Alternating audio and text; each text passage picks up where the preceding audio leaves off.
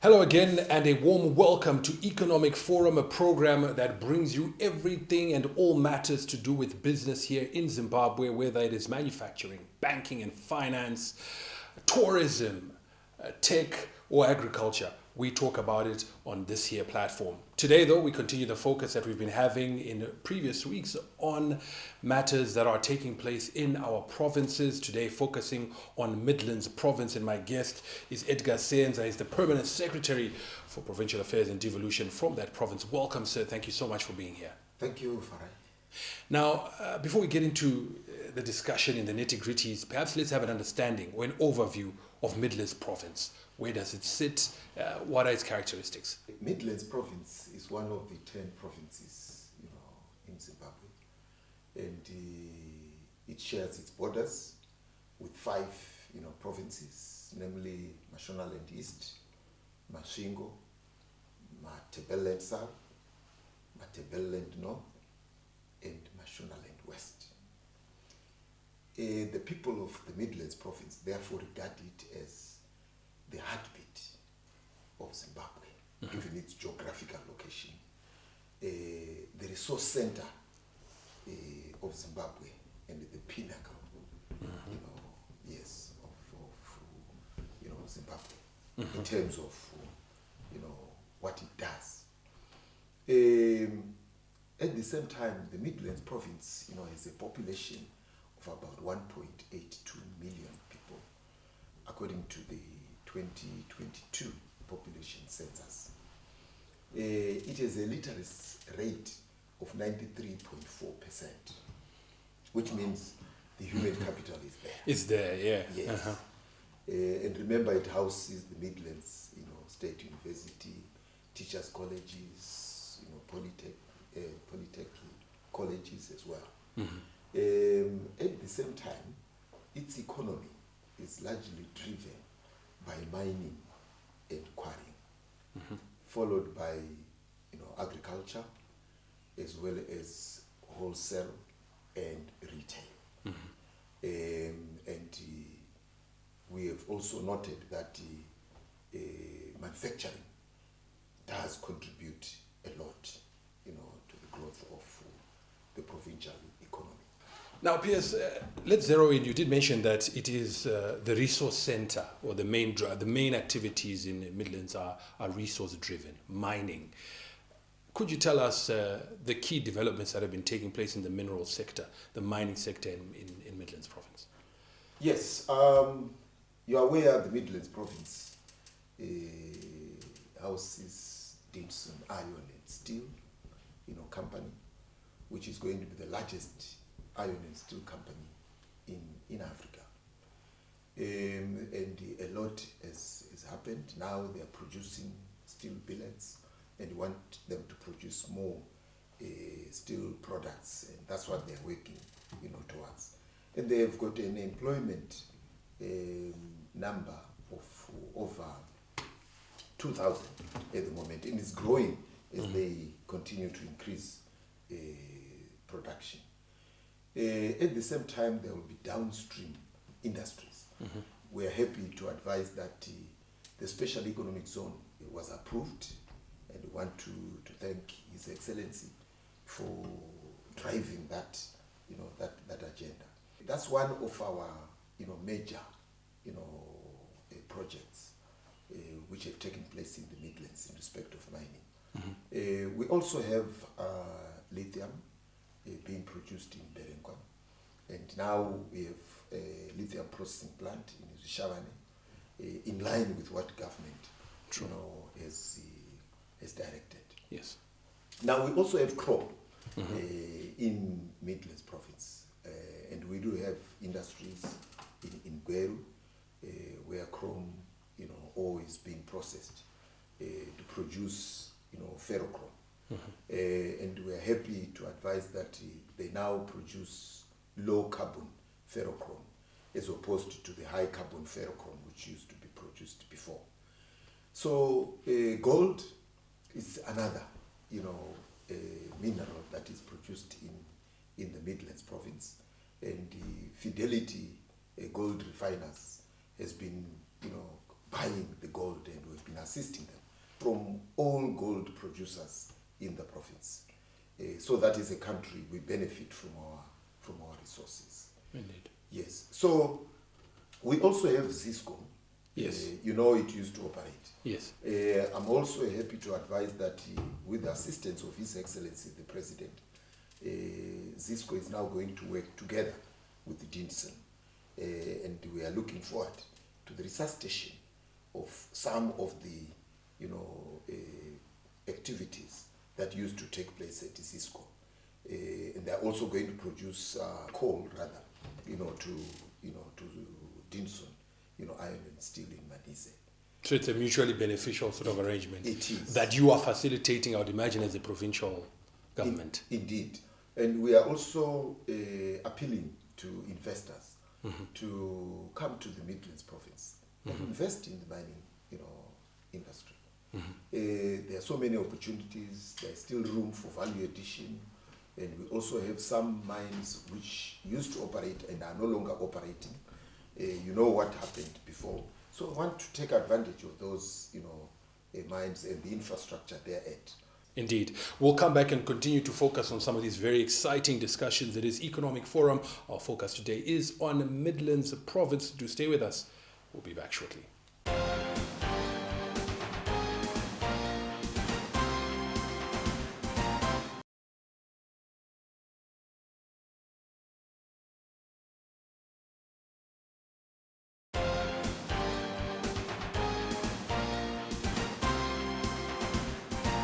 Welcome back. It is Economic Forum. We continue our discussion. P.S. Before we went to the break, you obviously, appraising us of some of the key developments in the mining sector. You mentioned Manise, which, we've heard about quite extensively, but not everyone has had an opportunity to get there on the ground. For those of us who haven't, just how significant is this project and what are the developments that are taking place on the ground in that community? Thank you very much, Farah. First, we are going to sit down with management and come up with a community share ownership trust framework. But already the local people who are affected by the mining are being assisted by the company in terms of having houses being constructed by the company. They are also getting monthly payments for their upkeep because their livelihoods were affected. And then a bridge was also constructed by the company across the river, which is very close to Manise, Iron and Steel Company. And they are now working on the road from Manise to the Chifu Mvuma Highway. And we agreed on that, and they'll be giving us a Gantt chart showing when they are going to complete. But works started on the 3rd of July this year. And at the same time, a town has been planned for that area, currently called Manise Town. And this is where we expect quite a number of downstream industries to take place. And there will be residential stands, commercial stands, and industrial stands. So we are appealing to people to come and invest at this upcoming, town, which certainly will be driven, by, Dinson Iron and Steel. A real game changer for the community and Zimbabwe as a whole. Indeed. Now, you also spoke, as you speak, obviously, when you talk about a town being set up, that speaks to infrastructure. And we also now just would like to find out what are some of the key infrastructure projects that have taken place in the province. And here I'm being very mindful of the fact that you had the honor of hosting the independence celebrations this year, and that came with quite a lot. Sure. We want to thank His Excellency, the President of the Republic of Zimbabwe, for choosing Gokwe North as the venue for the 45th independence celebrations. A lot of development then took place in that district, which, according to us, was lagging behind in terms of development. Schools benefited from the construction of, classrooms. And some of the, old classrooms were rehabilitated. The hospital at Nembudzia also got the support in terms of constructing a new mortuary, which is about 55% complete now. Then we also have a nursing school that was also, started, and the first intake is now being prepared. An advert was actually, flighted, and the VIP ward was also spruced up at that hospital. Those are the three major projects that took place there.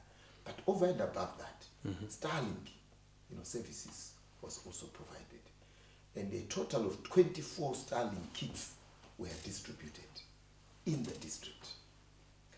And we now have 20 telemedicine, centers in the district, so that people can get medical, services in the comfort of the district, without having to travel to the provincial capital. Yes, to Gweru or Harare. And Mpilo Hospital is connected, to that. A total of 50, street lights were erected at Nembudzia Group Point, giving it a new look altogether. And 5 kilometers, the road that passes through is being surfaced. We also had quite a number of roads being graded and gravelled within the district to make them more accessible. And the much talked about road, the Gokwe Jahana road, which was impassable, is now trafficable. And is 61 kilometers from Gokwe town to Nembudzia. And of these 61 kilometers, 30 kilometers was resurfaced because it was tarred but characterized by potholes. And an additional 6 kilometers is also going to be surfaced at this escarpment. Preparations are now being put in place for that to happen. And quite a number of roads again in Gokwe South, as well as Mberengwa, were also attended to. And 40 kilometers of the Kwekwe-Gokwe road was resurfaced. So massive developments that are taking place there. Indeed. That was very specific to the Gokwe area. Beyond that, in the province, what else is happening on the infrastructure front? Right. Cabinet directed that Mberengwa, district, as well as Gokwe South, should also benefit from the roadworks that were being carried out Gokwe North. And so far, the roads, the targeted roads in Gokwe South, about 88% have been graded, and in some cases gravelled. And a total of over 300 kilometers has already been done. In Mberengwa, a total of 247 kilometers has been graded out of a target of about 390 kilometers. So people are quite happy about that. In addition, we had Mutapa, home, the much talked about. It was spruced up, courtesy of His Excellency, and the local authority also assisted. The hall itself now has tiles in it. It was repainted. A number of structures outside were also installed, like the information, the historical information concerning Dapa. Yeah. So all that was done, and we also have other places like the prison, Wawa prison. Yes, also got that facelift. So quite a number of areas benefited from the independence celebrations. Indeed. I need to stop you there, but only because we're out of time. We need to take another short break now. We'll come back and continue this discussion. Keep it here on Economic Forum.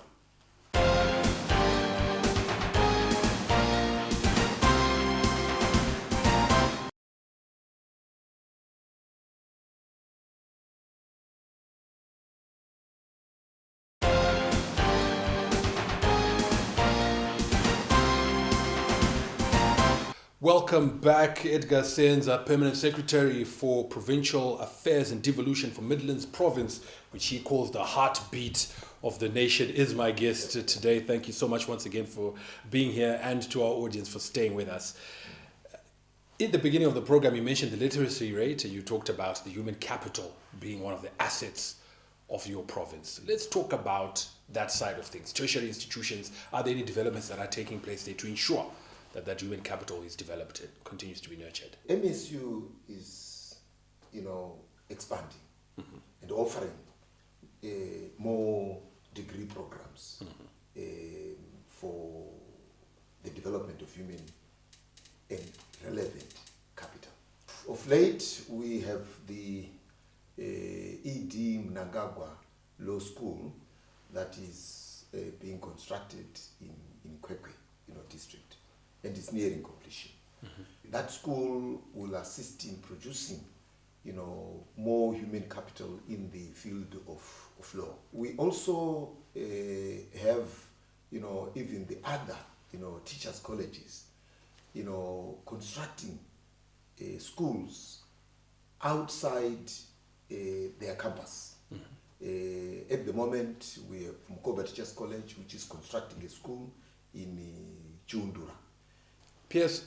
Obviously mining, resources is the heartbeat, but we also know that agriculture is an important part, or one of the pillars of your province. Could you take us through developments on that front? In fact, agriculture is ranked third in terms of its contribution towards economic development in the province. One notable recent project is the smart, silos that were constructed, in Kwekwe and commissioned by His Excellency this year. That has gone a long way, and it is capable of, maintaining the appropriate temperature to our grain, and so our farmers will not be turned away with grain that still has high moisture content, because the silos are capable of creating the appropriate, temperature for our grain. So that's really a milestone, and our farmers are quite happy. Again, we rank third in terms of milk production in the country, after Marsh East and Manicaland. And the province produces about 24.1 million liters of milk. And we house dairy, which produces a variety of milk products. True. For both the local and foreign market. Yeah. They've also gone further to produce milk from maize grain. Wow. Yeah, we've seen it. Yes, and the milk is being exported to South America. So there's a lot that is happening. Then, in terms of assisting the farmers, you're aware that His Excellency has various input programs, the presidential inputs program. Farmers are benefiting from that. But they also need machinery to then till the land, to harvest their crops. And at the moment, the government has provided 72 tractors to our farmers under the Zimbabwe-Belarus facility. And we're quite upbeat with that development. And more is being planned to continue to assist the farmers. In addition, they also have to aggregate their produce so that we create the required volumes for the markets. Indeed. What are some of those markets? I mean, obviously, we are trying as a nation to diversify our products and also look into foreign markets. So, are there any plans on your end to produce export crops? Indeed.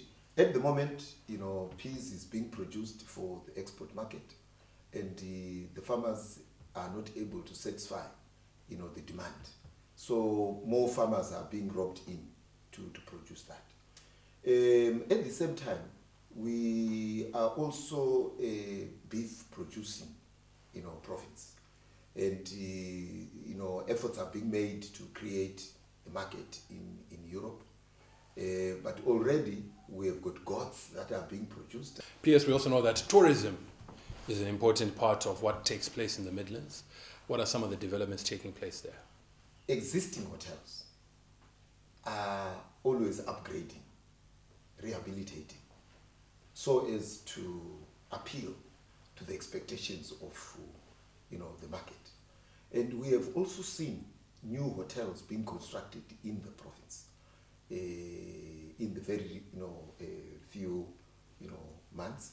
We do have hotels and upmarket lodges in Kwekwe, Redcliffe, Gweru, Shurugwi, and Risharan. And we want to continue to encourage the business community to even come up with conference centers that can accommodate large numbers, 1,500, 2,000, so that people don't always have to go to Victoria Falls. They also have to come to the Midlands and they enjoy the beauty of the province and what it offers, the hospitality their end. Okay. Very lastly, because we're almost out of time, but I think it's very important that you speak. That last point you've made mention of hotels and facilities that are resuscitating, that are reinvesting, shows confidence in the province, but also in the Vision 2030. As a provincial government, what else is it that you are doing to try and enable and create a conducive environment, to make it friendlier for businesses to come and set up and to thrive in your province? Oh, a lot is being done. Let me start with the incentives that local authorities have come up with. They have said those who want to invest in the province, we will give them payment plans, which they will negotiate depending on their ability. They can even give them rates, holidays, such that they will not pay rates to council until they put up, their projects, and the local authorities know that they will not go anywhere; they will stand to benefit in the long run. True. So, there is quite a lot, and it also depends on what the investors would want done. The local authorities are amenable, to that. In addition, we also want to ensure that as investors come, they don't take, time, a lot of time, waiting for approvals and things like that for them to start investing. We are aware that once an investor comes, he or she wants to invest and start their business as quickly as possible, hit the ground running. Indeed. So we have created a provincial economic committee to take care of that, where various MDAs and other stakeholders are members of, so that we walk through with them. Indeed. Without delaying them. That does it for this edition of Economic Forum. My guest has been the Permanent Secretary for Provincial Affairs and Devolution for Midlands Province, Dr. Edgar Senza. And I certainly hope that you've enjoyed this program. My name is Farai Makuti. I'll be back again next time to do the very same thing. Our social media and digital platform handles are on your screen right now. We do encourage you to engage with us so we can hear from you. We'd love to hear from you and keep this discussion and conversation going. Until next time, it is bye-bye for now.